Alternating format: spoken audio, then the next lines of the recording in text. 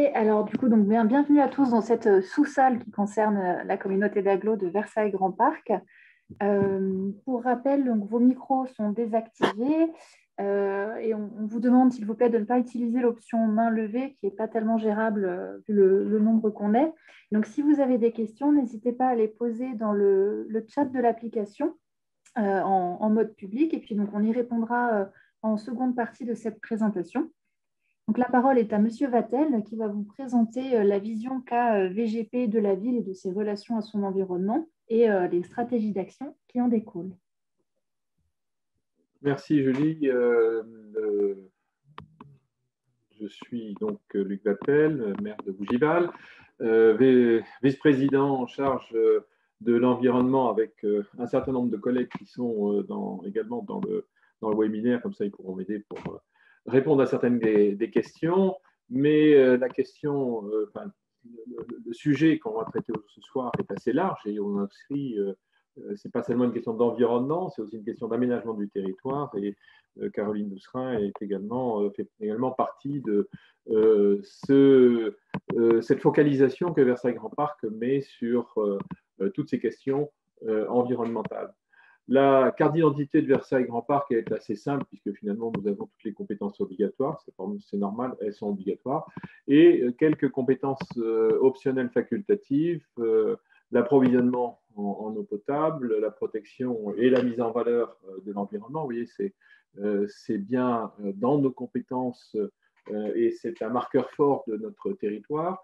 Les équipements culturels, sportifs et communautaires, les fourrières animales et la gestion des parkings communautaires. Slide suivante.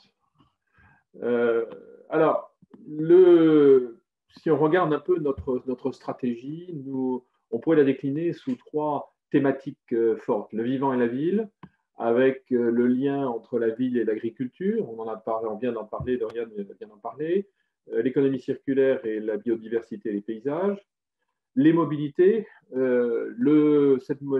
Dans ce cadre des mobilités, on travaille beaucoup sur la question du dernier kilomètre. C'est celui qui souvent va créer des besoins énergétiques importants. Et quand on parle d'énergie, il faut à la fois parler de réduction des besoins, mais aussi ainsi que de production. Donc, c'est ce qu'on va voir après. Donc, le dernier kilomètre, l'optimisation des flux, la qualité de l'air. Et enfin, le troisième sujet, c'est l'énergie, la sobriété, la production, le stockage et l'usage. Et sur chacune de ces thématiques, on va utiliser et on va de plus en plus utiliser le numérique comme outil, comme moyen de gestion, mais aussi de propagation des réductions et des actions que l'on veut mener à travers la connectivité, les data et les interfaces numériques. Slide suivant. Alors, on a, et vous le verrez un petit peu dans le déroulé, défini nos moyens d'action suivant plusieurs thématiques.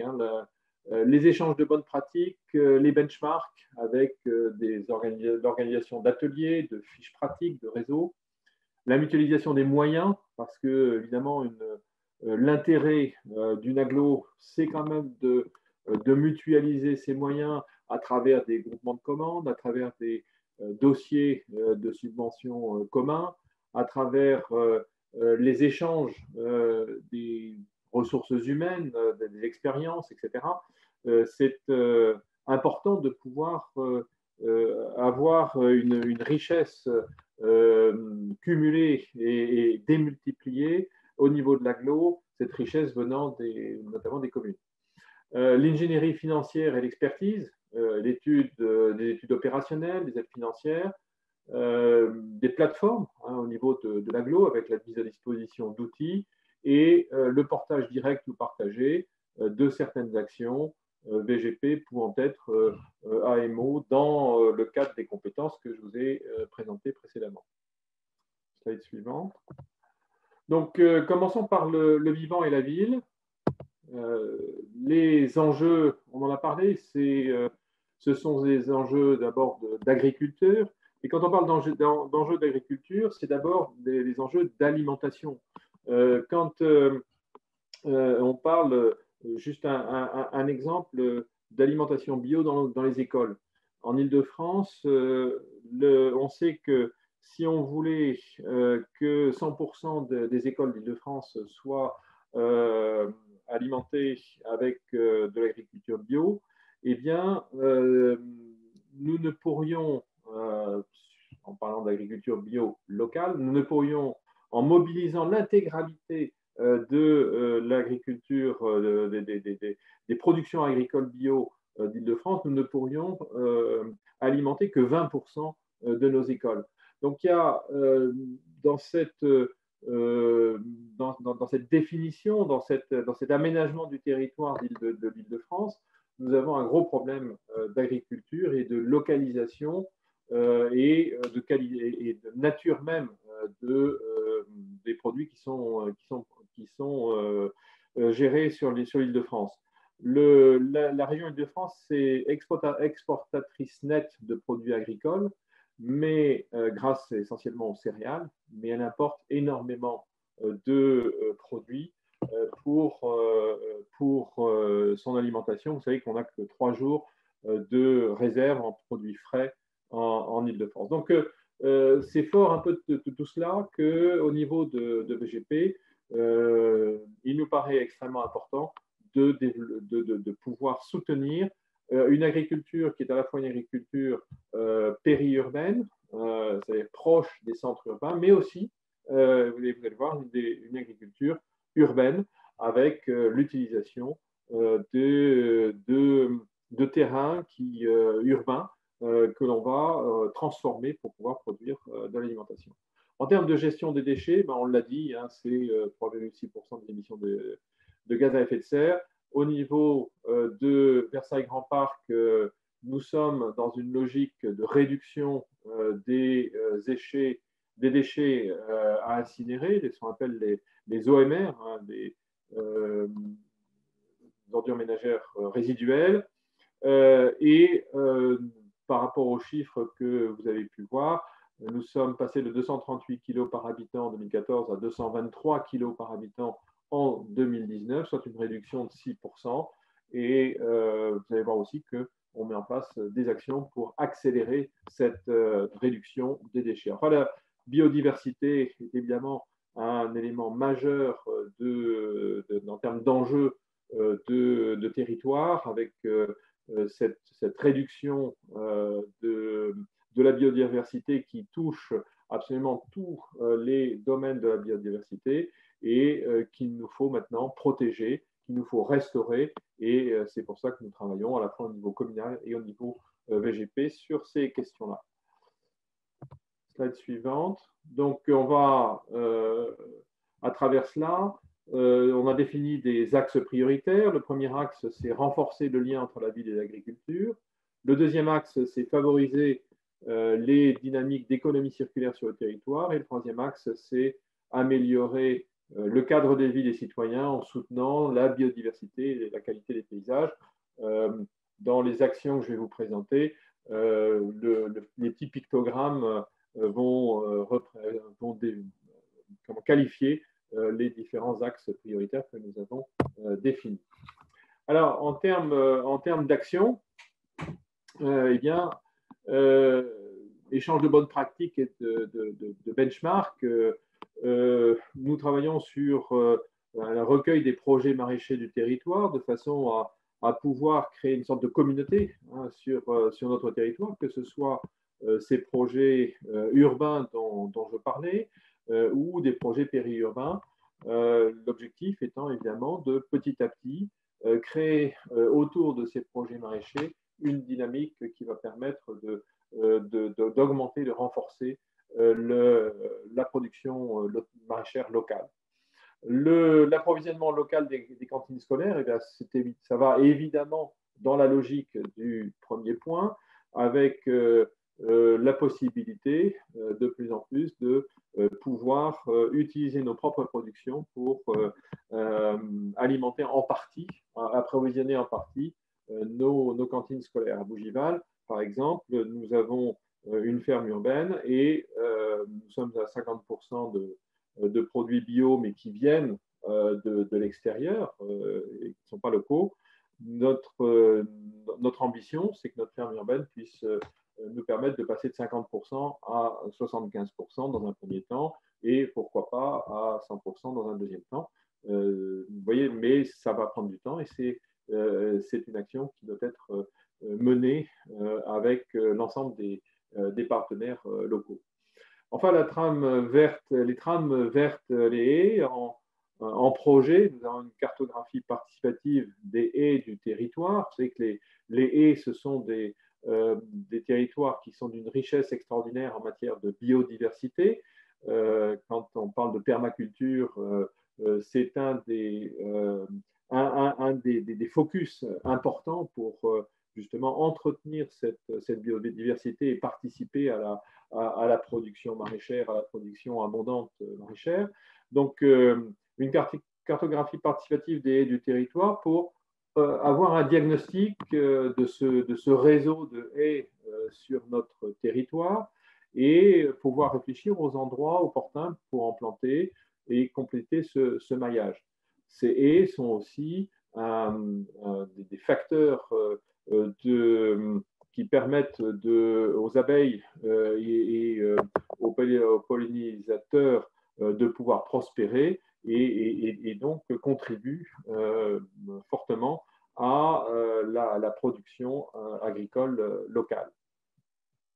On a intégré cet enjeu, par exemple, dans la restructuration de la ZAE de zone d'aménagement de Buc.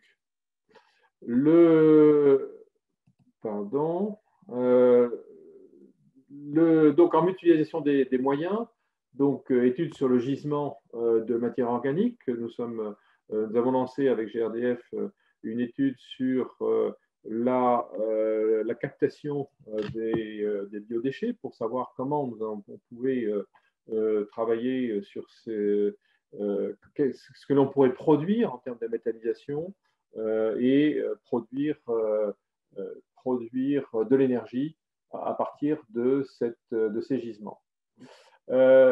L'installation et diversification maraîchère, c'est l'ingénierie financière, l'expertise. Donc, Versailles Grand Parc aide les porteurs de projets à l'installation et à la mise en œuvre de leur projet de production maraîchère, bio bien évidemment. Et là, encore une fois, en échangeant sur les bonnes pratiques, ça nous permet petit à petit de nous créer une expertise que l'on peut dupliquer au niveau du territoire. Le développement des haies, on en a parlé, hein, donc c'est là aussi, à partir des échanges de bonnes pratiques, nous pouvons acquérir cette expertise qui va nous permettre ensuite de conseiller les acteurs du territoire intéressés par ce développement. En termes de plateforme, nous avons mis en valeur l'offre alimentaire locale avec une cartographie de tout ce qui se faisait sur le territoire et qui permet, par exemple, aux habitants de savoir où trouver une AMAP, de savoir où trouver les zones de production locales et donc petit à petit d'orienter nos habitants vers ce qui se fait sur place. Un des objectifs, bien sûr, c'est de pouvoir, de pouvoir faire en sorte que les producteurs qui se sont installés ou qui vont s'installer sur le territoire, qui jouent le jeu du local, eh bien, puissent aussi vivre correctement de leur production. Ce sont des enjeux économiques qui sont aussi tout aussi importants que ceux de l'offre alimentaire. Il faut qu'on arrive à avoir une gestion extrêmement rigoureuse au plan économique de ces projets. Et enfin, le portage direct ou partagé, hein, le plan paysage, donc c'est un outil de prise en compte du paysage dans les politiques d'aménagement du territoire, permettre d'appréhender l'évolution des paysages de manière transversale, de définir un cadre pour cette évolution et avec comme objectif hein, de formuler des critères de qualité paysagère à l'échelle d'un paysage donné et donc de traduire, traduire en action, d'élaborer un plan ceci avec, en concertation bien sûr avec les acteurs locaux. La création d'une pépinière d'espèces indigènes. Donc ça, c'est une action commune, EPAPS, BGP, Ville de Versailles, Muséum national d'histoire naturelle, sur le site de l'arboretum de Chèvreloup, hein, qui est à la frontière entre Versailles et le Chesnay. C'est une action qui est soutenue financièrement par la région Île-de-France et l'objectif est de développer une pépinière d'espèces végétales locales. Et donc, ça fonctionne par la récolte de graines sur le site de Satori, notamment avant les travaux de construction, la réplication des graines à l'arboretum et la réutilisation pour, notamment sur le site de Satori, pour pouvoir refleurir et réutiliser les espaces de pleine terre qui vont rester sur ce site de Satori. Enfin, là, en termes de portage direct et partagé, la valorisation organique et énergétique de tout ce qui est les ordures ménagères, ça fait partie, bien sûr, des actions qui sont portées par Versailles Grand Parc avec des partenariats avec Hydrolis, etc., sur la question de l'eau, avec les incinérateurs et enfin en matière d'objectifs de réduction de la production d'ordures ménagères résiduelles, nous mettons en place la tarification incitative avec des objectifs très ambitieux de réduction des volumes de déchets produits par les ménages. En termes donc si on récapitule un peu les technologies de valorisation de la matière organique, hein, qui sont un peu qu'on peut visualiser sur ce schéma.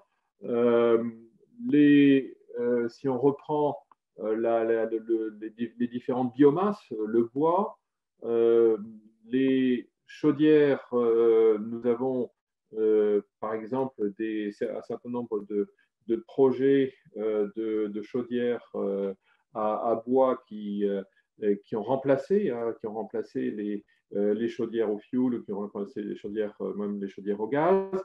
Là aussi, par exemple, à Bougival, nous avons un groupe scolaire qui est alimenté par des pellets de bois, des pellets de bois qui sont produits du côté. Et au niveau de la ville, nous apportons tous les produits d'élagage à Gennevilliers, et ces produits d'élagage sont transformés en pellets de bois, et les pellets de bois sont réutilisés au niveau du groupe scolaire. Donc on a cette thématique de l'utilisation du bois qui est une thématique extrêmement intéressante.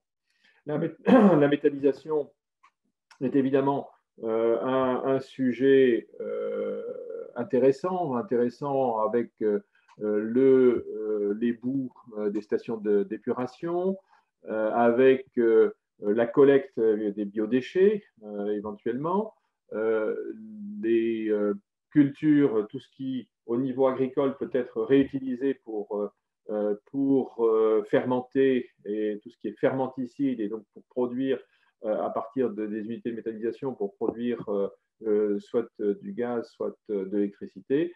Nous avons donc plusieurs projets sur la méthanisation et je pense qu'on verra ça dans une deuxième partie sur la présentation des résultats des études. enfin, sur le compostage qui va permettre bah, de gérer les matières organiques restantes, ça va être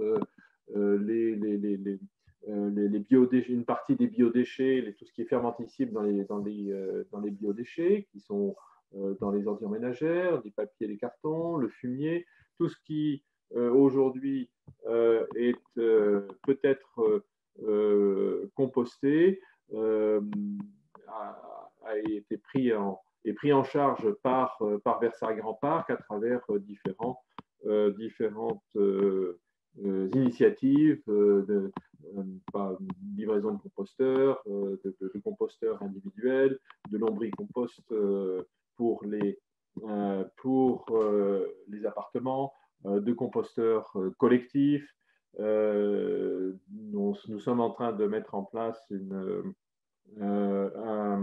expérimentation sur ce qu'on appelle le Keyhole Garden à Bougival qui permet d'avoir une combinaison à la fois de compostage avec une utilisation directe sur un petit espace de production alimentaire. Vous voyez, toutes ces initiatives permettent de valoriser au mieux et de plus en plus, parce que bien évidemment, on a encore beaucoup de chemin à faire, de valoriser au mieux la matière organique qui est produite sur notre territoire. On estime que dans les 223 kilos par an et par habitant de déchets que je vous ai montré précédemment, on estime que la partie bio-déchets représente à peu près entre 30 et 40% des ordures ménagères résiduelles.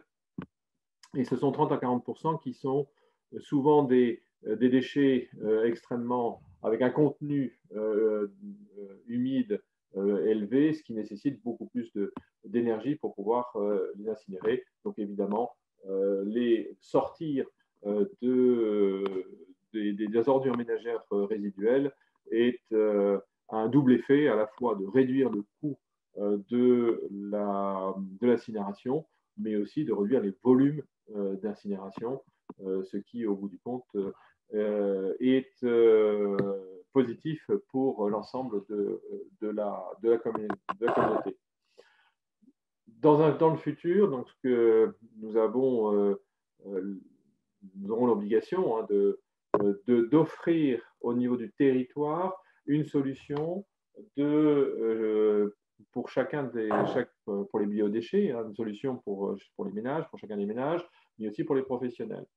On se dirige vers, plutôt que de faire par exemple de la collecte de biodéchets individuelle, qui coûterait très cher, tant d'un point de vue financier que d'un point de vue écologique, on se dirige vers une approche multiforme avec des différentes solutions proposées à chaque typologie de producteurs de biodéchets.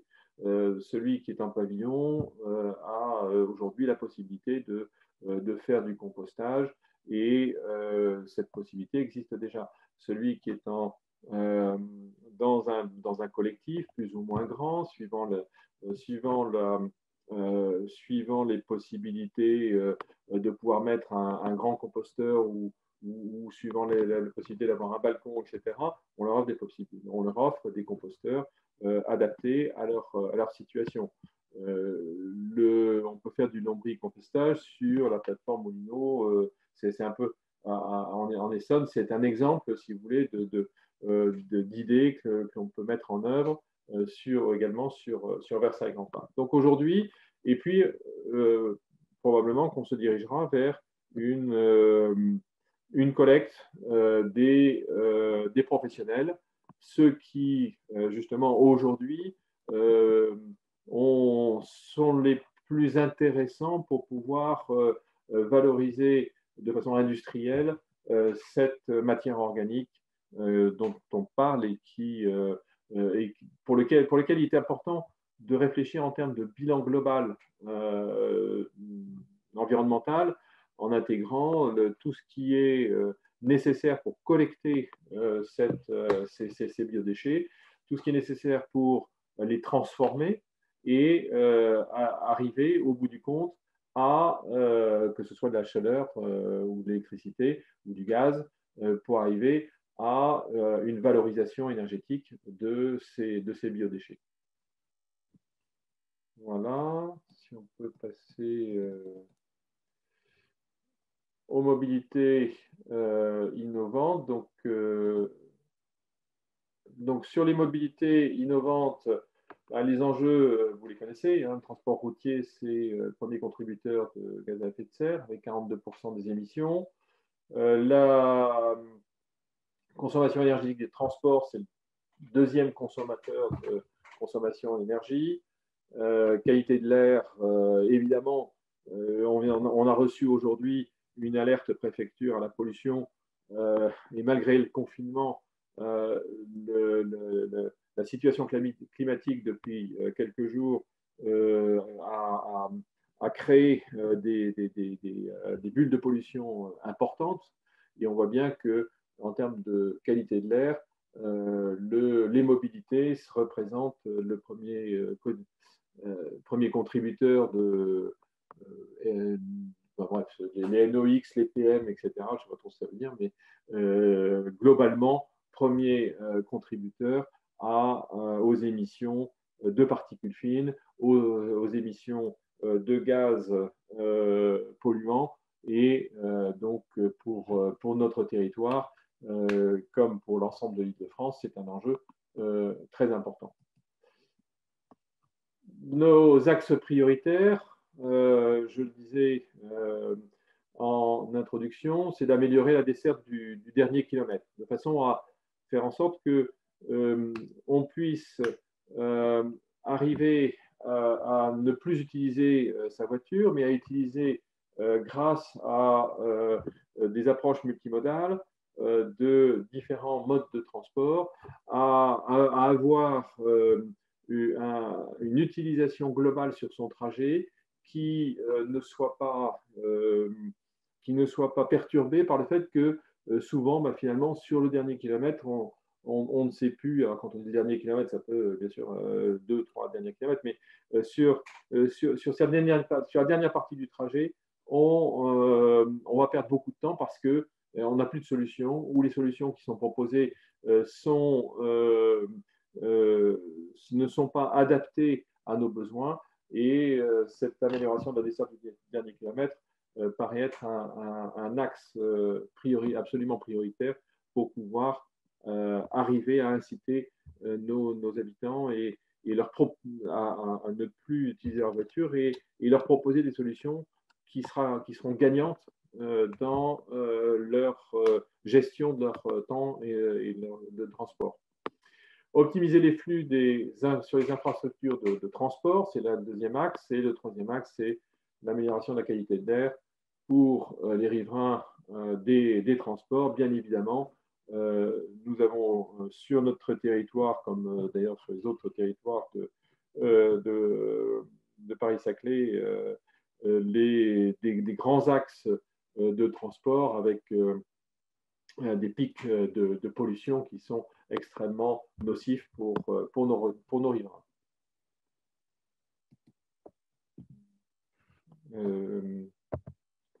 Slide suivante. Donc, nos actions en termes d'échange de bonnes pratiques et de benchmark, nous travaillons sur l'électromobilité. Donc, nous avons lancé une étude sur les bornes de recharge et sur le réseau. L'objectif étant d'avoir un réseau cohérent de bornes de recharge, parce que nous avons plusieurs syndicats d'électricité qui travaillent sur le sujet.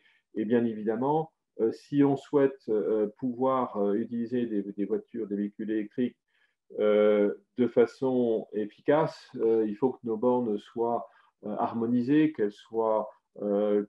les systèmes de fonctionnement et d'abonnement soient cohérents afin de limiter au strict minimum les inconvénients liés à l'utilisation de ces bornes. Donc, c'est une action extrêmement importante pour pouvoir fidéliser les habitants sur cette action de l'utilisation des bornes de recharge. La mutualisation des moyens passe par l'autopartage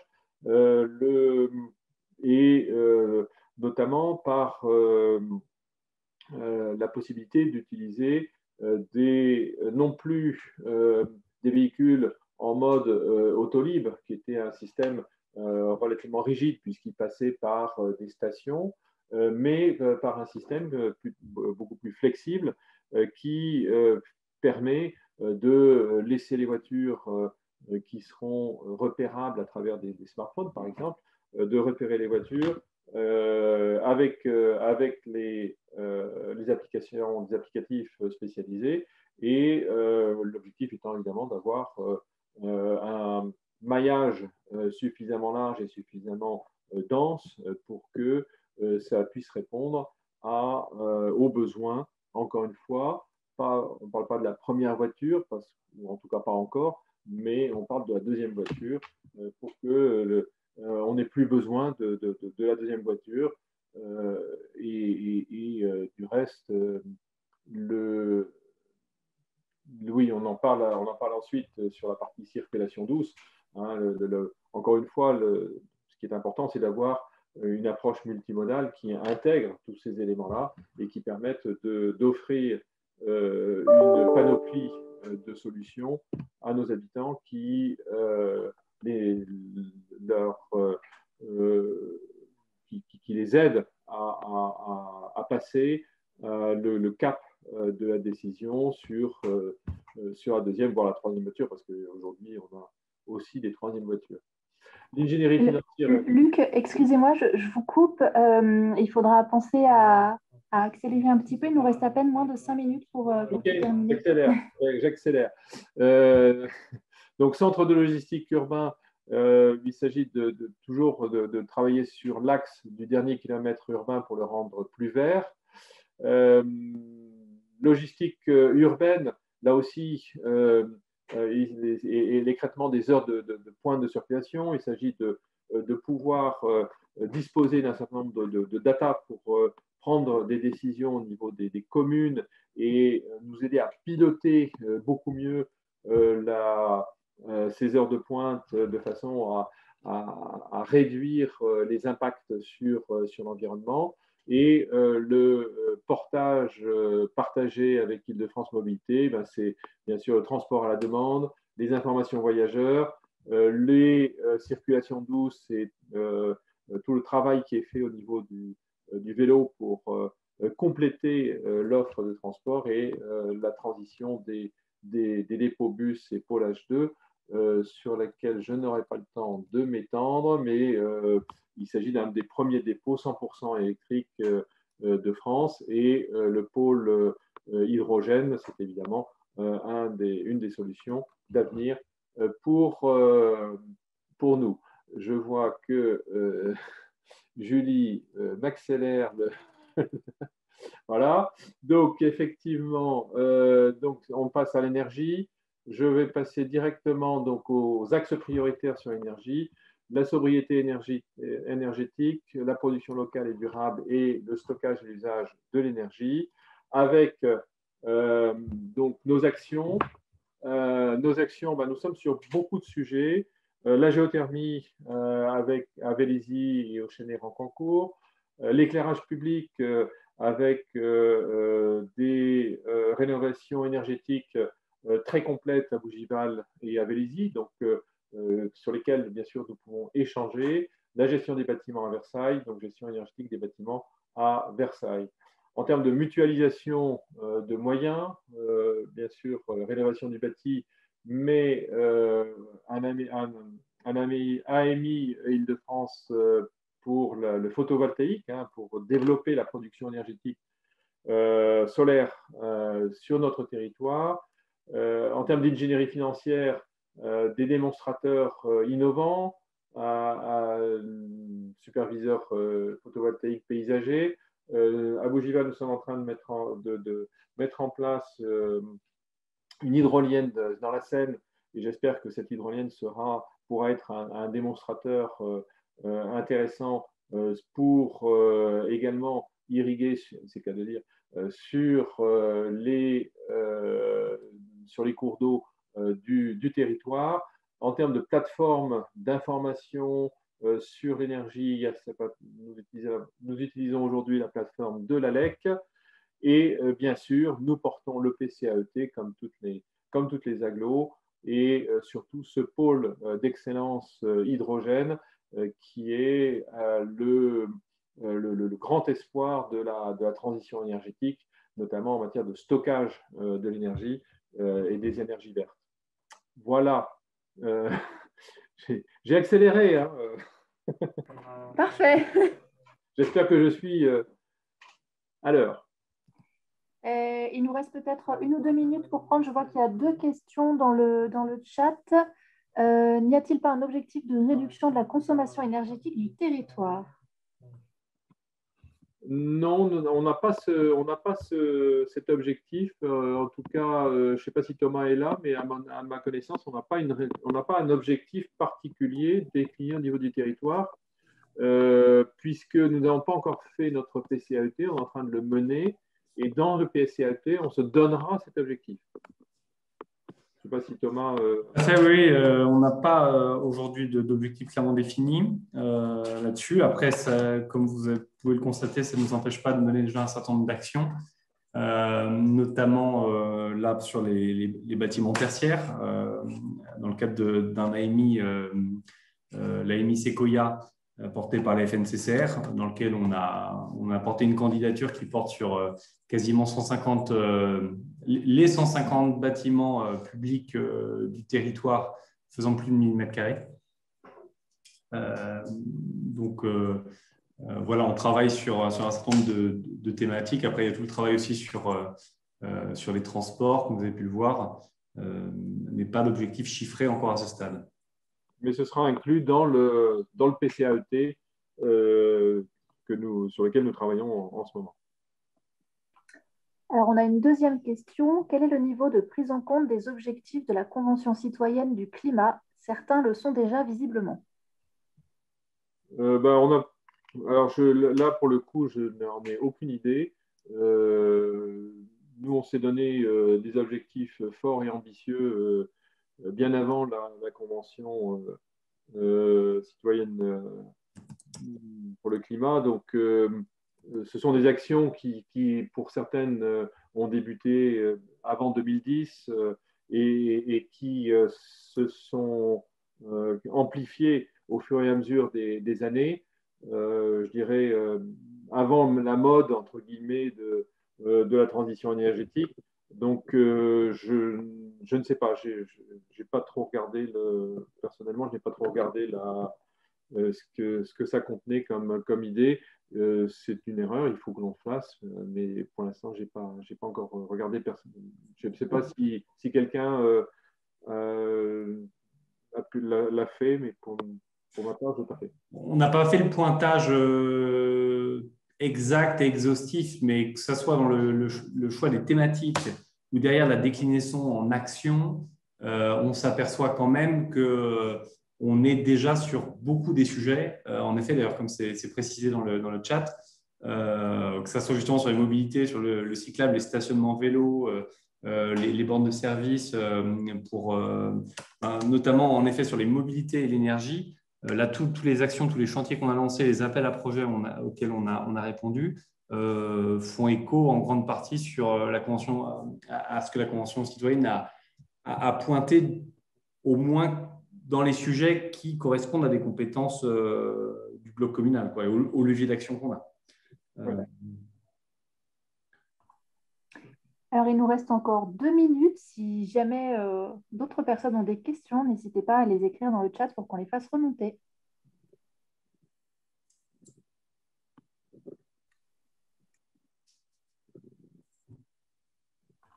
Alors, existe-t-il un objectif de réduction du volume d'ordures ménagères résiduelles? Alors oui, il existe un objectif mais puisque nous sommes inscrits dans la démarche zéro déchet, zéro gaspillage, nous avons également un plan de prévention de réduction des déchets qui a été signé avec l'ADEME. Dans le cadre de ces différents plans, nous avons des objectifs. Alors, Marion a sûrement en tête le chiffre exact de réduction. Alors aujourd'hui, on est sur un objectif de moins 10% au niveau de la production d'ordures ménagères, mais sur les communes sur lesquelles on passe en tarification éco-responsable, l'objectif est supérieur puisqu'on espère atteindre au moins moins 20% de production des ordures ménagères par ménage. Et nous avons donc une dernière question. Avez-vous une politique d'éclairage nocturne concernant la préservation de la biodiversité? Alors, ça, c'est une politique qui est menée au niveau local, au niveau de chacune des communes, et en fonction des technologies qui existent sur la commune. Ça veut dire quoi? Ça veut dire que dans chaque commune, vous avez, suivant la modernisation de l'éclairage public qui a été réalisée, la possibilité d'être en variabilité des flux. La variabilité des flux, ça veut dire que vous pouvez, à la demande, réduire la production de lumineuse dans vos rues, par quartier, par ensemble de points lumineux, etc. Dans certaines villes, on a décidé, certaines villes ont décidé de supprimer carrément l'éclairage public tout ou partie de l'éclairage public dans la ville. À Bougival, par exemple, on est sur la variabilité des flux et on est sur une réduction de 50% de l'éclairage public à partir de 22 heures jusqu'à 6 heures du matin. Et on a l'intention petit à petit, progressivement, de passer à 70-75%. Nous allons bientôt être basculés dans la salle en séance plénière. Donc, dernier mot. Merci beaucoup. Voilà. Donc, vous voyez, c'est une question qui ne peut se faire qu'au vu des capacités techniques qu'offre l'éclairage public dans chacune des communes. Et au niveau de BGP, il n'y a pas une action précise sur le sujet. Ça fait partie des partages d'expériences dont je parlais tout à l'heure. Eh bien, merci beaucoup et je crois que nous allons maintenant repartir en salle principale. Merci à tous.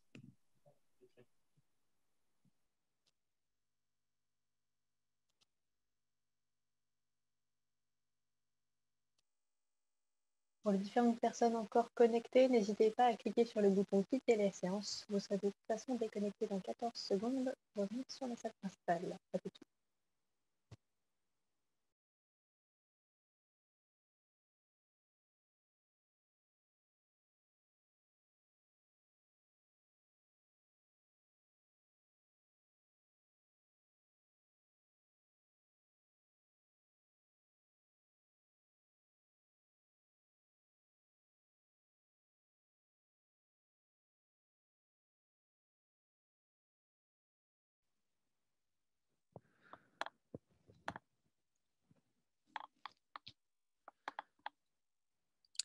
Bienvenue de retour en salle principale. Nous reprendrons du coup à 18h20 pour la suite de la présentation.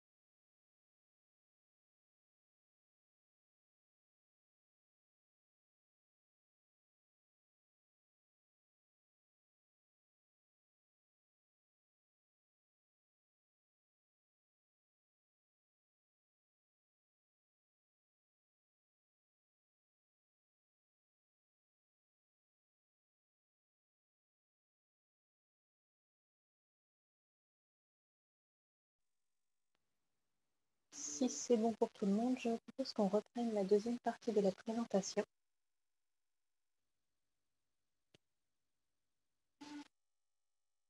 Est-ce que tout le monde est installé? Parfait, on va repartir.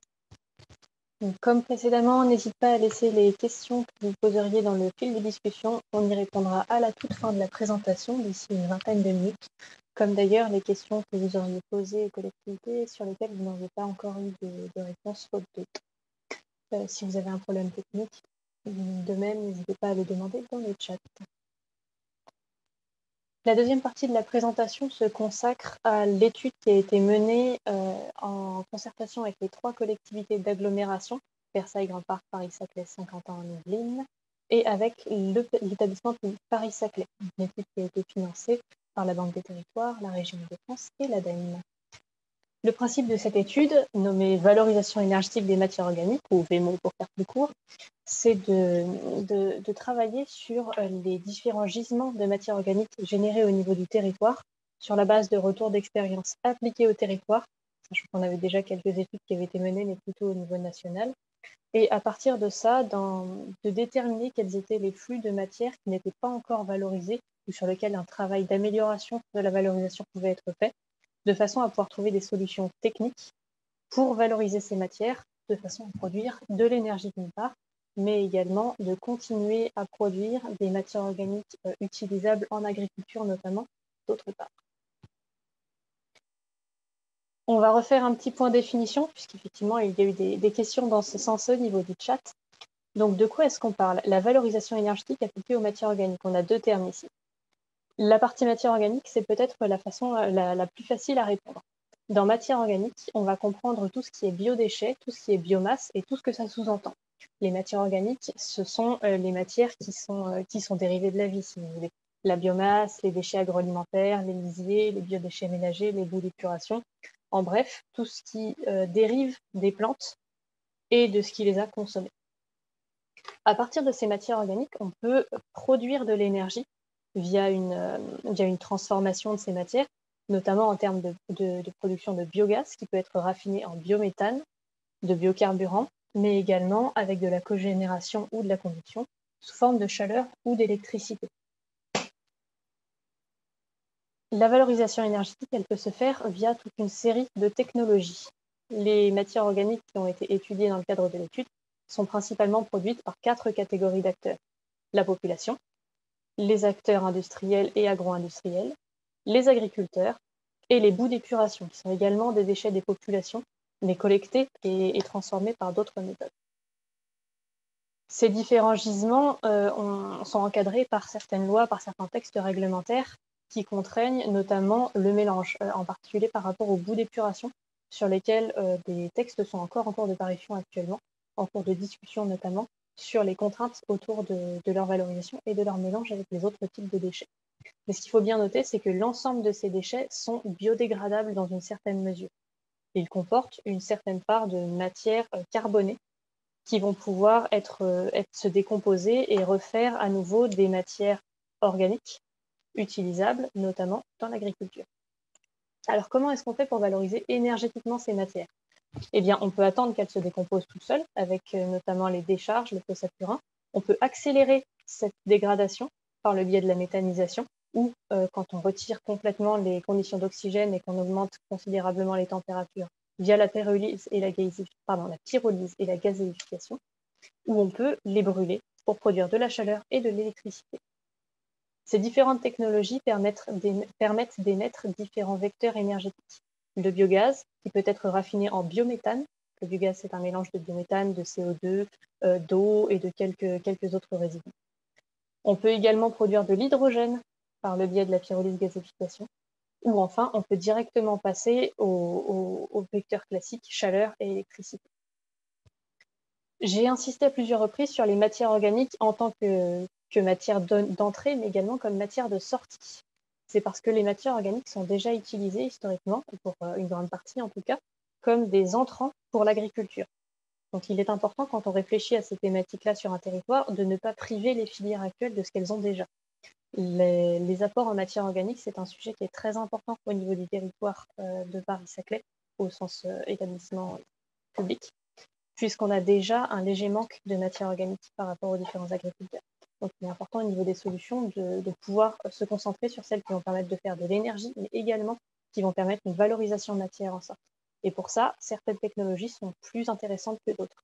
La méthanisation, l'utilisation des déchets directement via le compostage, ou dans une moindre mesure la pyrolyse gazéification, permettent de récupérer une certaine quantité de matière derrière qui peut être utilisée en agriculture. Je vous ai parlé tout à l'heure du cadre réglementaire qui entoure ces différentes technologies qui permettent de produire de l'énergie. Comme toute technologie, on a une question, j'y répondrai après.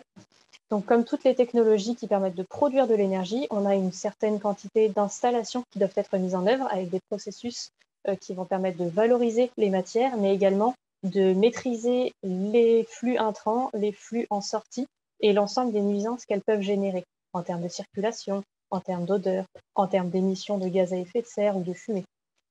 Toutes ces installations donc, sont encadrées par la loi, ce qui va permettre d'avoir des équipements qui soient aux normes du pays, les normes qui sont en permanence améliorées par les différents textes de loi. Donc, pour vous donner une petite idée, voici à quoi ressemblent les différentes installations qui ont été citées plus haut, la pyrolyse gazéification étant encore très peu présente en France. On va enchaîner très rapidement sur les résultats de l'étude VEMO. Si vous avez des questions par rapport aux technologies, n'hésitez pas à les poser, encore une fois. Donc, l'étude VEMO, c'est une étude qu'on a réalisée en plusieurs phases. Son objectif, c'était de cibler les différents flux de matière organique présents sur le territoire par le biais de ratios qui soient adaptés à ce qui a été fait. Et pour ça, je vais laisser la parole à Térécité.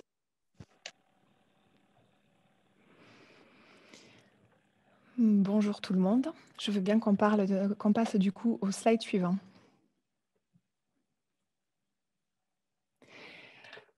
L'étude s'est appuyée sur la méthodologie de l'Agence de l'énergie, l'Agence de l'environnement et de la maîtrise de l'énergie. Pour ce faire, il y a une approche simple qui consiste tout d'abord à évaluer le gisement brut. De quoi s'agit-il? Il s'agit d'évaluer quelles sont les productions de matière organique sur le territoire en s'appuyant sur des entretiens avec les acteurs locaux. L'ensemble de la matière organique. Mais par la suite, il faut également évaluer les gisements valorisables. Qu'est-ce que ça veut dire? C'est-à-dire que nous avons également besoin de savoir sur le territoire quels sont les besoins, quelle est la demande d'utilisation de cette matière organique, notamment par exemple pour de la production d'énergie ou pour un retour à la terre. Ceci permet de nous permettre d'identifier le taux de valorisation de cette matière organique. Et encore en parallèle, quand on a évalué le gisement brut, on a ensuite besoin de voir dans quelle mesure cette matière organique va être mobilisable, disponible. C'est-à-dire, est-ce qu'on y a réellement accès? Est-ce que cette matière organique n'est pas déjà valorisée? Par exemple, sur le territoire du plateau de Saclay, une partie de la matière organique est déjà valorisée par la compostière Compomar qui se trouve à Saclay. Il n'est par exemple pas question de détourner la matière organique valorisée par cette entreprise. Donc, qu'est-ce qui reste comme matière organique qui peut encore être mobilisable? Une fois que nous avons identifié ces trois types de paramètres, nous pouvons en déduire le gisement mobilisable sur l'ensemble du territoire. Et pour ce faire, si on passe au slide suivant, nous avons identifié des objectifs. Sensibiliser les acteurs dans le sens où, comme vous l'avez bien compris, ce travail est mené dans le cadre d'une réflexion basée sur le dialogue. Donc, sensibiliser dans le sens où, quand on réalise ces entretiens, à la fois nous collectons des informations et en même temps, cela permet également d'échanger et d'informer sur ce qu'est la valorisation énergétique de la matière organique. Comme nous l'avons dit tout à l'heure, la première étape, c'est d'évaluer les gisements.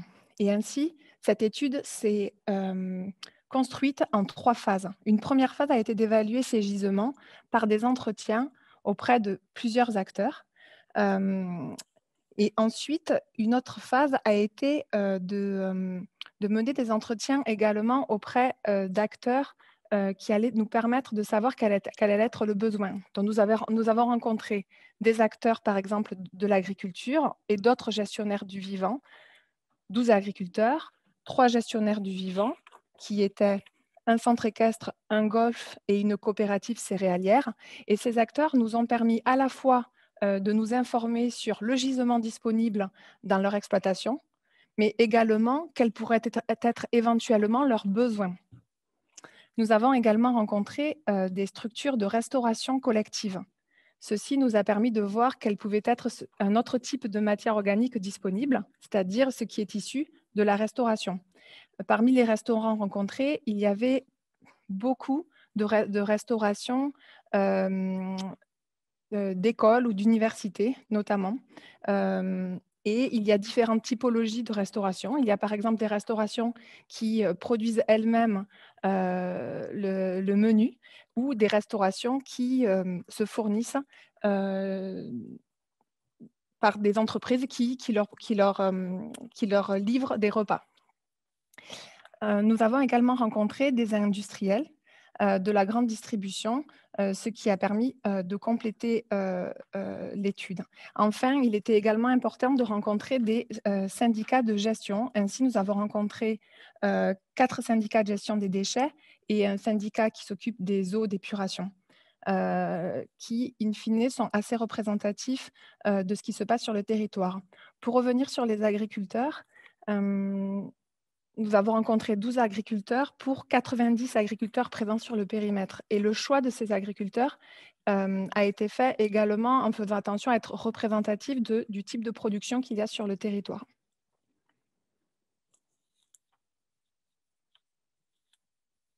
Je vais passer la parole alors. Merci Clarisse. Au niveau des différentes matières organiques qui ont été identifiées, donc pour répondre à la question tout à l'heure, effectivement, la biomasse, par la définition utilisée, ce sont les différentes matières organiques qui peuvent être valorisées sous forme d'énergie.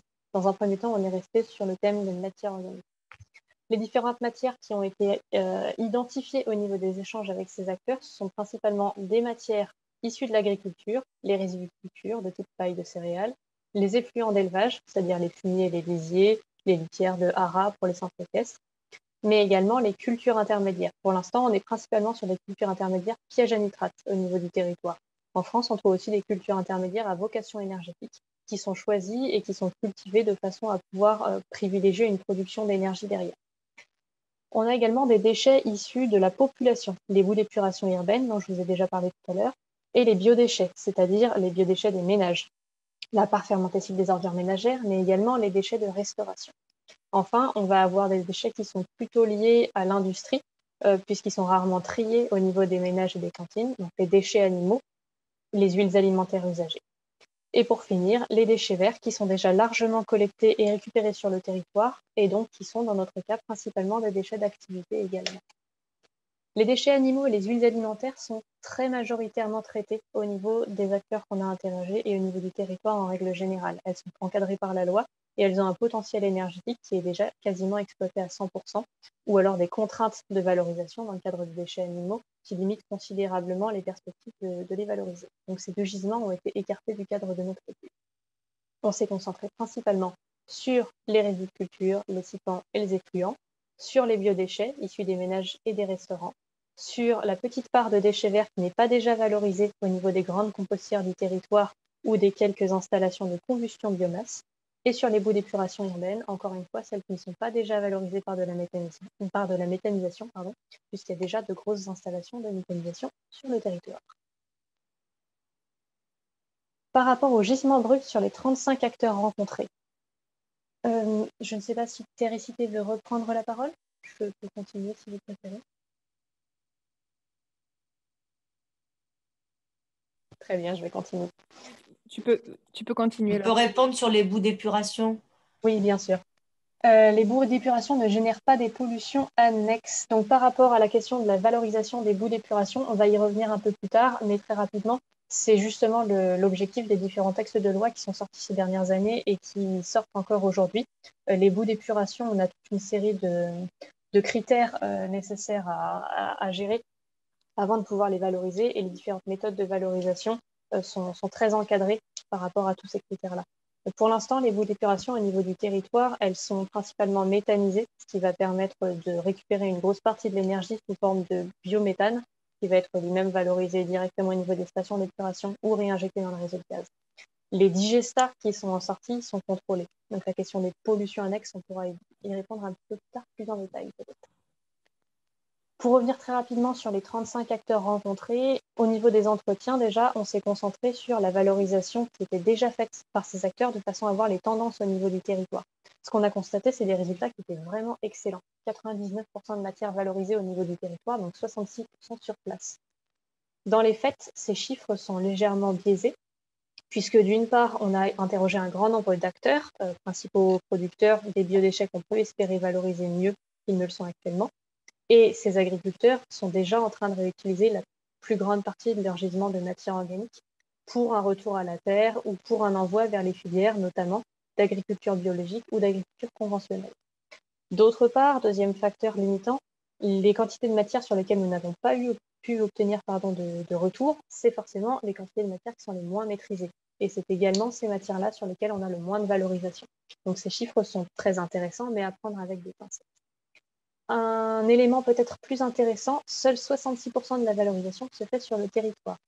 Actuellement, le territoire est assez peu équipé en termes de méthanisation. On a une compostière qui est très importante, mais qui se situe légèrement à l'extérieur. Donc les flux sont considérés, pour les déchets verts par exemple, comme sortant du territoire. En pratique, ils ne vont pas très loin.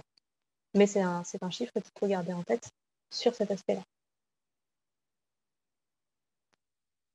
À l'issue des entretiens qui ont été menés avec les acteurs, on a appliqué une série d'hypothèses récupérées par rapport aux différents chiffres nationaux, à l'évolution des populations et à quelques critères complémentaires, notamment sur la mobilisation des matières, comme ça a été mentionné tout à l'heure, sur les capacités de valoriser ces matières et sur l'existence des filières déjà en place, de façon à ne pas les déposséder de flux qui seraient déjà valorisés.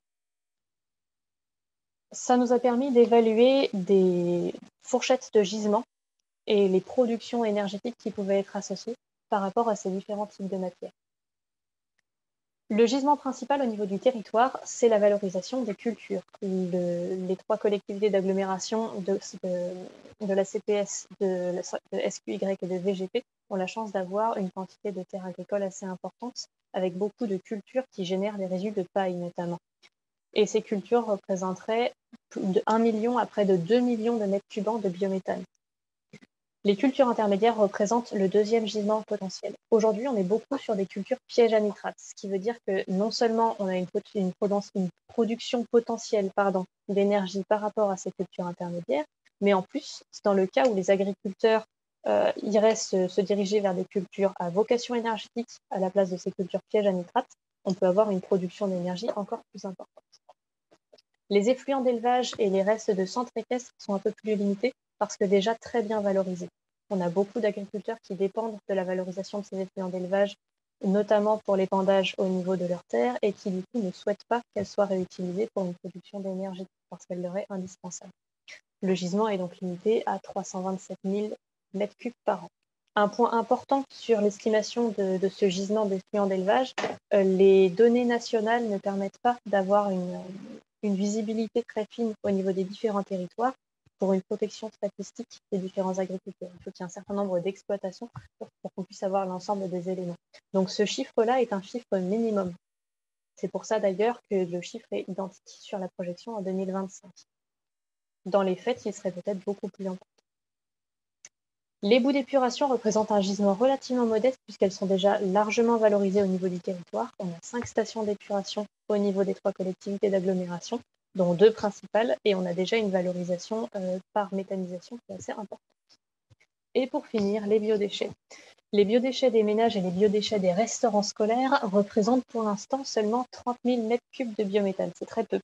Mais en fait, derrière ce chiffre se cache le fait qu'elles sont actuellement très peu collectées. En tout cas, pas via une collecte séparative qui permette une qualité suffisante pour pouvoir valoriser ces biodéchets. Si jamais on mettait en place une collecte beaucoup plus poussée, et il y a des efforts en cours pour ça, on pourra passer à 500 000, voire 1 million de mètres cubes par an en 2025, soit quasiment ce qu'on peut obtenir par rapport à l'agriculture. En 2035, en suivant les préconisations qui sont faites par rapport au au PRPGD national, on pourrait arriver jusqu'à 1 200 000 m3 par an. Bref, toutes ces consommations, toutes ces productions, ça représente un gisement énergétique assez conséquent, mais quand on les met en relation avec la consommation totale de gaz du territoire, on arrive à un chiffre qui apparaît comme très faible. Il ne faut pas se laisser impressionner, hein. Ces 0,1% prennent en compte l'ensemble des consommations de l'ensemble des activités, des habitants, etc. du territoire. On est quand même sur une production totale qui représente 3 000 à 4 500 foyers en termes de chauffage. Donc c'est une production qui est vraiment très conséquente. Mais c'est pour bien se rappeler que la maîtrise des consommations d'énergie doit impérativement également rester une piste de travail pour les différents territoires. Les grandes options de valorisation. Je vous ai présenté tout à l'heure un certain nombre de technologies possibles.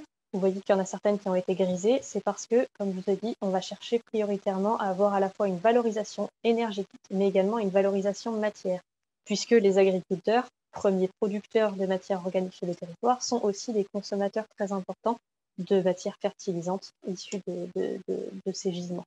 Donc, si jamais on les dépossède des gisements qu'ils utilisent actuellement, on va se retrouver dans une situation extrêmement compliquée avec des imports de matières fertilisantes derrière, ce qui n'est pas tenable ou en tout cas pas intéressant sur un point de vue environnemental. Donc les deux technologies qu'on a étudiées dans la phase suivante de l'étude, c'est la méthanisation sous voie humide ou sous voie sèche et la pyrolyse gazéification. Philippe, je vais te laisser la parole.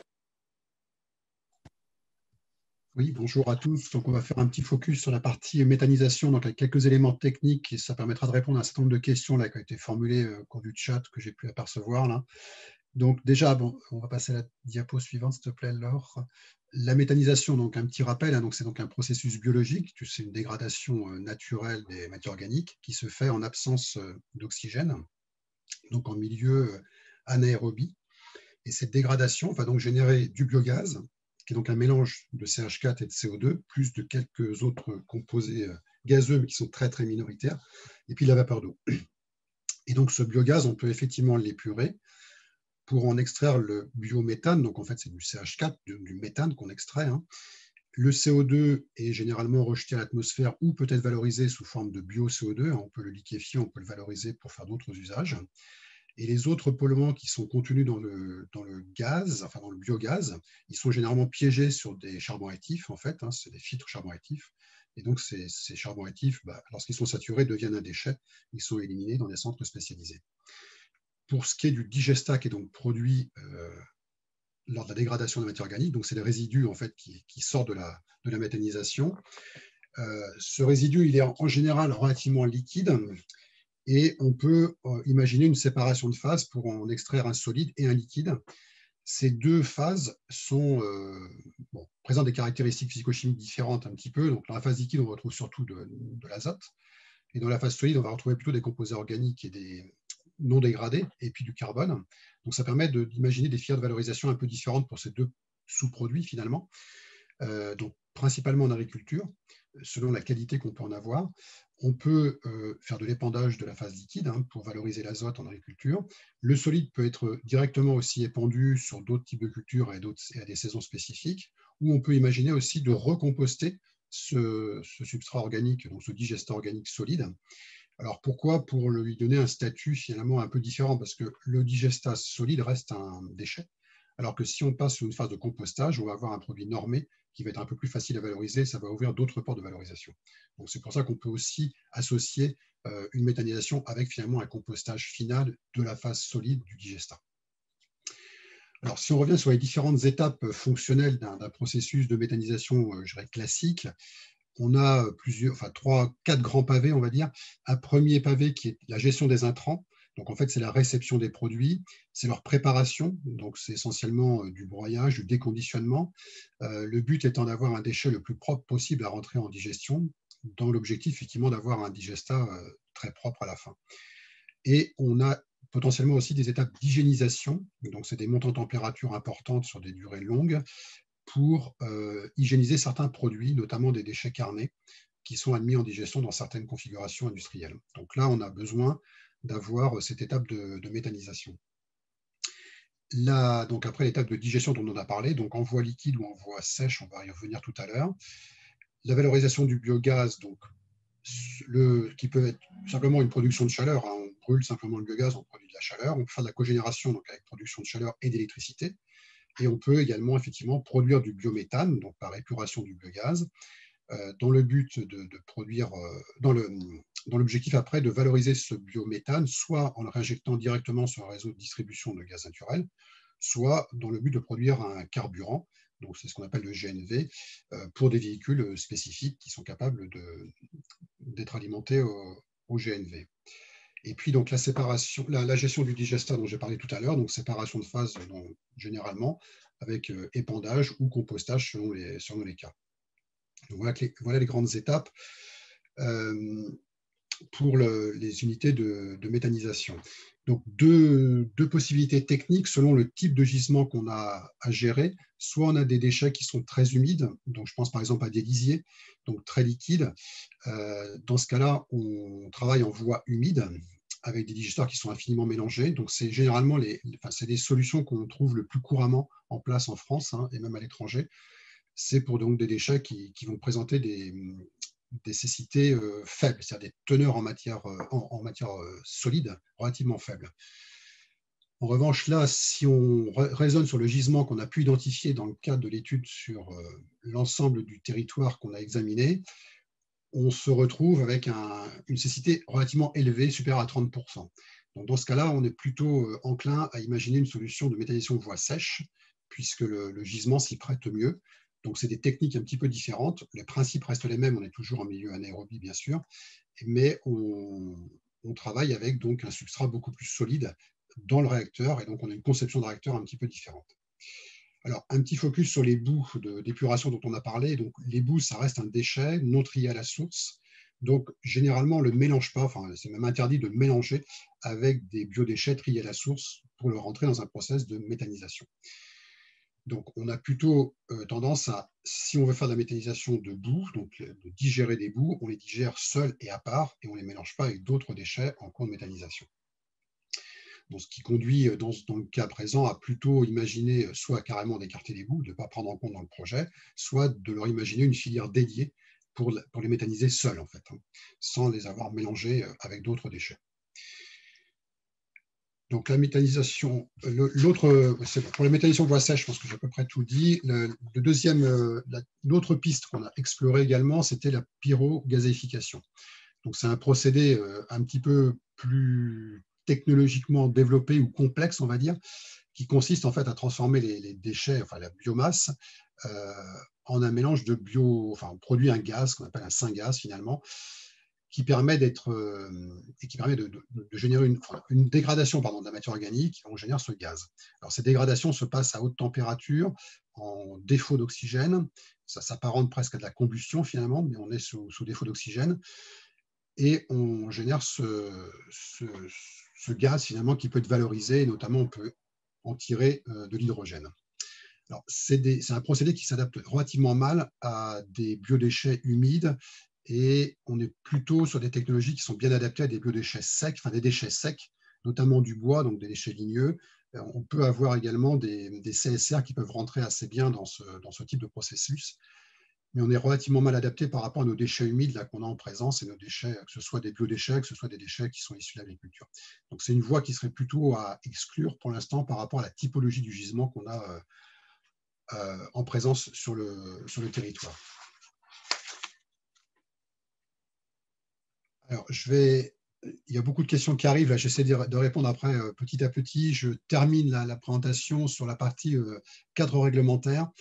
Ce qu'il faut savoir, c'est que globalement, toutes les installations de traitement de déchets relèvent en fait des installations classées pour la protection de l'environnement, qui définit finalement un cadre un peu général et particulier après au cas par cas selon les rubriques qu'on considère, et qui va encadrer à la fois les aspects conception et modalités d'exploitation des installations dans le but de prévenir les dangers ou les inconvénients que présentent certaines activités. Et ce cadre réglementaire, il permet finalement de parfaitement maîtriser les impacts sur l'environnement des installations à travers une conception particulière et soignée, et à travers des modalités d'exploitation qui sont également particulièrement encadrées. Donc pour ce qui est du compostage, par exemple, on est sur des rubriques qu'on appelle les 2780, qui sont déclinés après selon le type d'installation et selon sa capacité de traitement sous différentes catégories d'autorisation, d'enregistrement ou de déclaration. Et puis, pour ce qui est de la méthanisation, on est sur la rubrique 2781 qui nous intéresse. Alors, cette rubrique-là, elle concerne essentiellement la méthanisation des biodéchets, mais pas des boues. Si on méthanise des boues seules, on n'est pas classé en rubrique ICPE parce qu'on rentre dans la catégorie finalement des installations liées au traitement d'eau. Et donc, une méthanisation de boues seule sur une station d'épuration va rentrer dans la réglementation traitement des eaux usées finalement. Voilà ce qu'on peut dire sur ces aspects réglementation. Et alors après, quand on raisonne, tu veux passer à la suivante s'il te plaît, Laure. Merci. Quand on raisonne sur l'installation de méthanisation en tant que telle, bon, on est encadré de manière générale par rapport à la rubrique 2781 qui définit vraiment les modalités de conception et d'exploitation des installations de méthanisation. Et puis on a des rubriques, je dirais, périphériques qui peuvent s'accrocher à cette réglementation générale, notamment si on a par exemple du broyage, du concassage de déchets, on a une rubrique spécifique qui va définir précisément la conception et les modalités d'exploitation d'un atelier de broyage. On peut avoir aussi les aspects combustion de déchets, où là aussi on a des rubriques combustion de gaz. On a aussi des rubriques spécifiques qui encadrent ces activités-là au cœur d'une installation de méthanisation. Je te laisse poursuivre, Laure, peut-être. Alors, c'est moi qui vais prendre la suite. Pardon, excuse-moi. Pas de souci, merci. Du coup, je vais terminer cette présentation en vous parlant des retours des acteurs qu'on a pu relever pendant les premières phases de l'étude. Donc là, vous voyez en fait un résumé des différentes phases. Donc, comme on vous a expliqué au départ, on est parti d'entretien avec un panel d'acteurs du territoire assez diversifié. L'objectif, c'était bien sûr de récolter des données pour pouvoir faire des estimations de gisements de matières organiques disponibles sur le territoire et de besoins en énergie. Mais c'était aussi de pouvoir échanger avec les différents acteurs pour avoir leurs avis sur ces différentes questions, sur les différentes technologies qui peuvent être envisagées sur le territoire et pour voir quels seraient leurs points de vigilance, leurs attentes par rapport à cela. Donc, on a intégré ces premiers retours-là dans le rapport et l'analyse qu'on a déjà faite à la fin de la phase 2, donc dans le même rapport que le bilan. Et aujourd'hui, l'idée de ce webinaire, c'était bien sûr de vous informer de ces résultats-là, de la tenue de cette étude, mais aussi de pouvoir récolter vos questions et vos retours pour pouvoir ensuite les prendre en compte dans une phase 3 qui consistera à analyser les différentes solutions techniques que Laure et Philippe vous ont présentées et d'étudier plusieurs scénarios potentiels pour le territoire. On peut passer à la slide suivante. Donc l'idée, c'est que je vous fasse un petit retour des retours des acteurs qu'on a déjà notés. Et puis, vous pourrez ensuite, bien sûr, dans le chat, rajouter vos retours également. Au niveau, donc ça, cette première slide, c'est sur les agriculteurs. Au niveau des agriculteurs, donc il y a eu plusieurs avis différents. La plupart étaient assez intéressés par le sujet, par voilà, la production d'énergie renouvelable sur le territoire et par les questions de valorisation de la matière organique. Mais comme ça a déjà été dit, ils ont une très forte attention à l'utilisation et à la disponibilité de la matière organique pour l'agriculture, puisqu'ils en ont besoin pour amender et fertiliser les sols, et notamment encore plus l'agriculture bio, qui a besoin de beaucoup d'apports de matière organique et qui se développe de plus en plus sur les territoires. Donc leurs retours principaux, ça a été de dire si on apporte de la matière organique pour des systèmes de valorisation énergétique, il ne faut pas en premier lieu que ça détourne des filières qui sont déjà utiles au territoire et qui fonctionnent déjà bien, donc comme la compostaire et comme l'usage de matière organique sur les cultures, sur les sols. Et puis, s'il y a une partie qui part quand même en valorisation énergétique, il faut que derrière, il puisse y avoir un retour à la terre de cette matière organique. Et là, il y a également des conditions assez précises de leur part pour pouvoir être d'accord pour participer à ce système-là. Donc, par exemple, d'exporter des résidus, donc des pailles issues d'une culture vers, par exemple, une unité de méthanisation et de pouvoir récupérer en échange du digestat de méthanisation pour l'épandre à nouveau dans le champ et apporter de la matière organique. Pour cela, ça pourrait fonctionner à condition de plusieurs choses, notamment qu'on puisse maîtriser de manière précise les propriétés de ce digestat. Tout d'abord, qu'on soit sûr qu'il ne soit pas nocif pour les sols, pour l'environnement et pour la santé. Donc, ça nécessite qu'il y ait des contrôles stricts sur les questions notamment de résidus médicamenteux, de métaux lourds, etc. Mais aussi qu'il y ait un contrôle sur la qualité agronomique de ce digestat, qui dépend bien sûr de ce qu'on met en entrant dans le méthaniseur. Donc ça, c'était leur première demande qui était très forte. Et ensuite, il y avait des retours plus logistiques sur le fait que le digestat, ça s'épand, c'est pas très concentré en nutriments et du coup, ça demande énormément d'épandage, de passage au champ. Et donc, ça veut dire qu'il faut que le digestat puisse être disponible au moment des périodes légales d'épandage, qui sont réglementées et qui ne sont pas toute l'année, et que le coût de cet épandage puisse également être pris en charge ou pris en compte dans le modèle économique du système. Voilà, on peut passer à la slide suivante. Hop.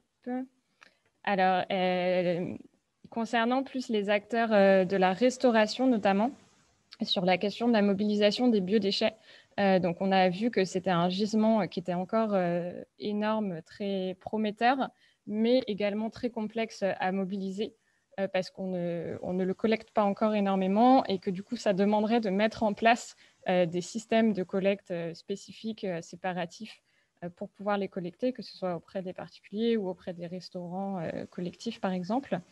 Donc, ça nécessite du travail pour également former les acteurs, former les populations et mettre en place toutes ces filières.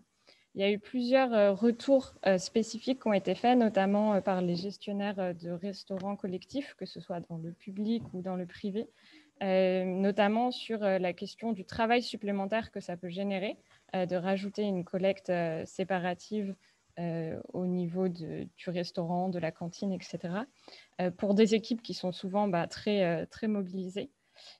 Également sur la question du respect des normes sanitaires et de la réglementation.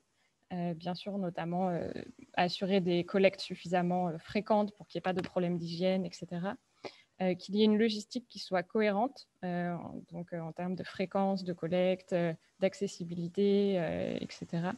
Et qu'on puisse limiter les nuisances liées à cette logistique de collecte et l'impact carbone lié au transport des matières.